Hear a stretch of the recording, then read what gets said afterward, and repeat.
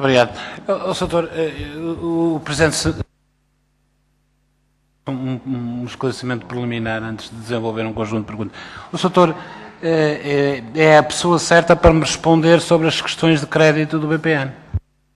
Doutor, de qualquer maneira vou colocar duas ou três questões que suponho que talvez tenham passado por via de agências. A primeira começava pelo BPN Crédito.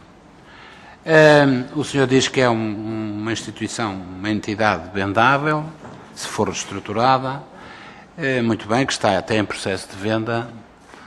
Não vou, portanto, detalhar, porque isso pode comprometer o negócio. A única coisa que me causa alguma espécie é que, tendo sido em janeiro de 2009 definido como uma das atuações fundamentais ao nível do Conselho de Administração, vender os ativos non-core, aliás, uma perspectiva que vinha já desde a altura do Dr. Miguel Cadilho, o senhor tenha respondido ao Dr. João Semedo, logo no início desta audição, que nunca foi perspectivada a venda do BPN Crédito antes desta fase final em que agora se referiu.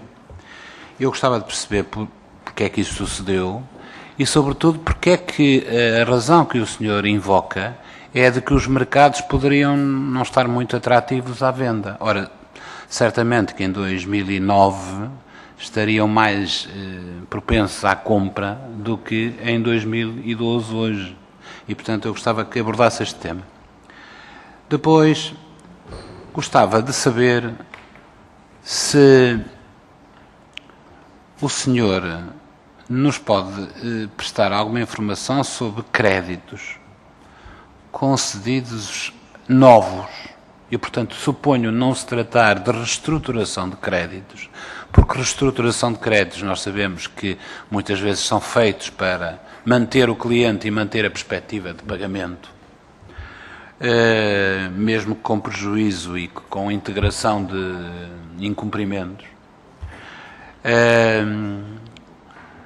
Mas gostava de perceber se a evolução do crédito concedido a algumas empresas, em crédito novo, não terá sido significativo, particularmente no ano de 2009.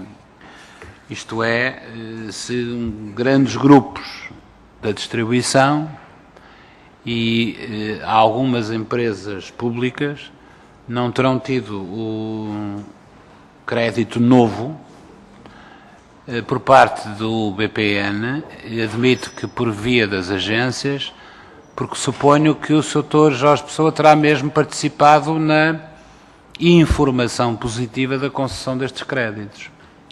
E queria perceber como é que isto foi feito. Eu não coloco, repare, eu não coloco nenhuma objeção a que o crédito tenha sido concedido, não é isso.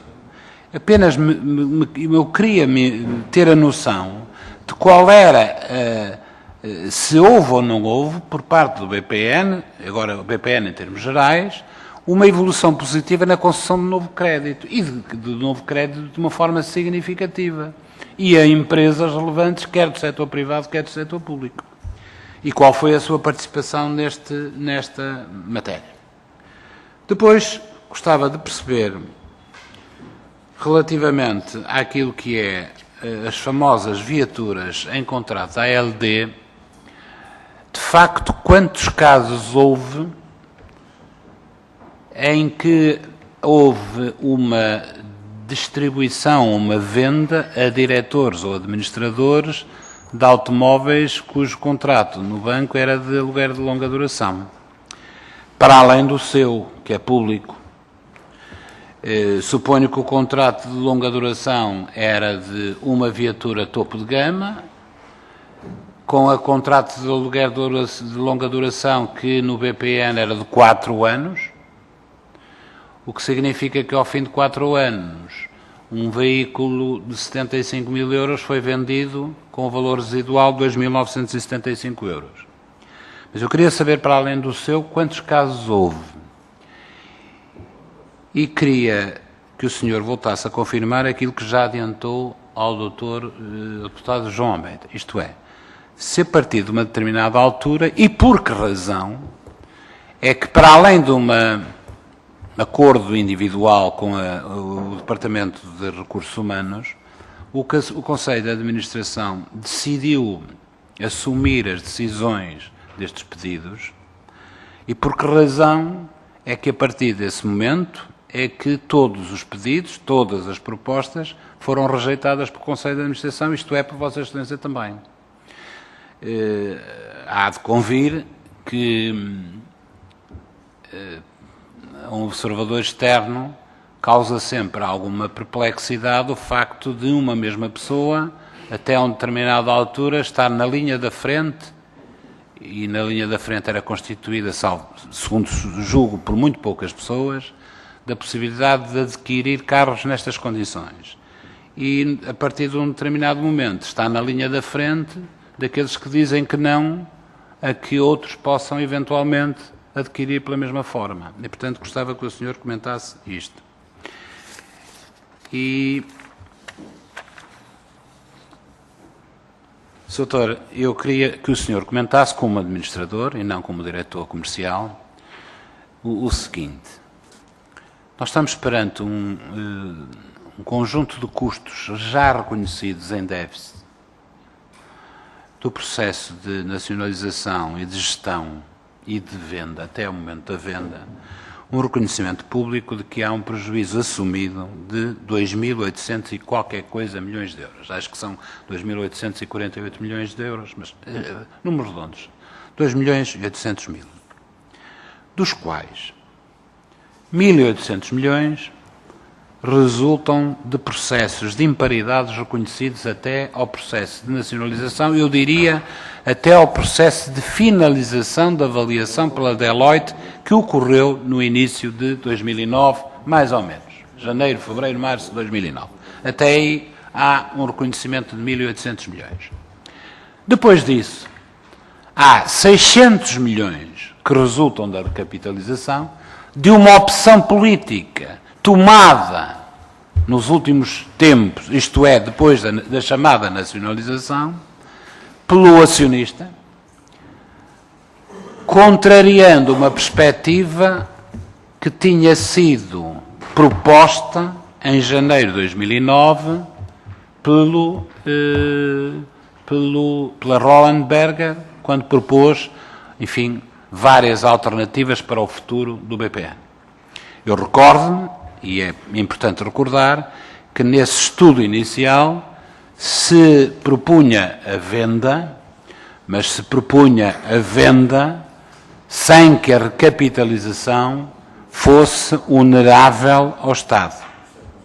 E, portanto, eu não me interessa saber qual foi a evolução, sei é que a evolução determinou um custo de recapitalização de 600 milhões.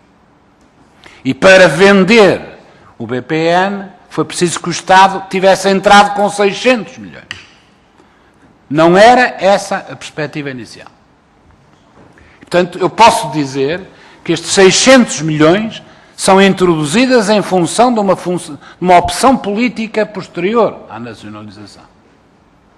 E que é tomada, já agora, para que não haja mal-entendidos, em dois momentos, com o valor de 500 milhões em dezembro de 2010 e com o valor de 600 milhões pelo governo atual, quando vende, efetivamente, o BPN. E depois temos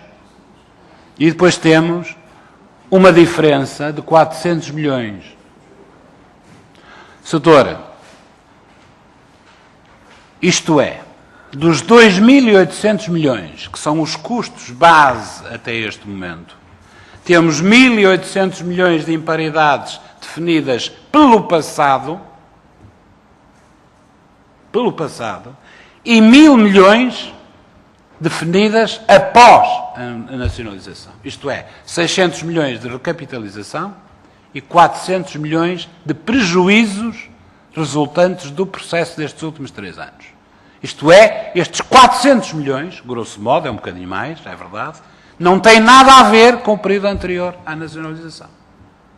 Tem a ver com o período posterior à nacionalização. Eu queria que o senhor comentasse esta minha desagregação, isto é, 2.800 milhões, sim senhor, está reconhecido, insisto, são um bocadinho mais, 2.848, 1.800 vem do passado e 1.000 vem do presente, isto é, do processo de nacionalização e reprivatização do banco. Queria que o senhor comentasse isto. 2.2. Exatamente. 2.2. Exatamente. Portanto, o que estará aqui em causa é 2.2 mais 600. 2.8. Não é, Sr. Doutor. Sr. Deputado. Faz favor. Mas com celeridade. Não, é que a diferença entre 400 milhões, dos 400 milhões, vamos lá ver, os 1.800 milhões, é o resultado de imparidades confirmadas pela Deloitte em março de 2009. Os 400 milhões suplementares que se refere, e bem, também são imparidades, eu não digo que não, eu não disse que não, mas aparecem já depois da nacionalização e não como resultado daquilo que acontecia depois, antes da nacionalização. É isso que eu quero dizer.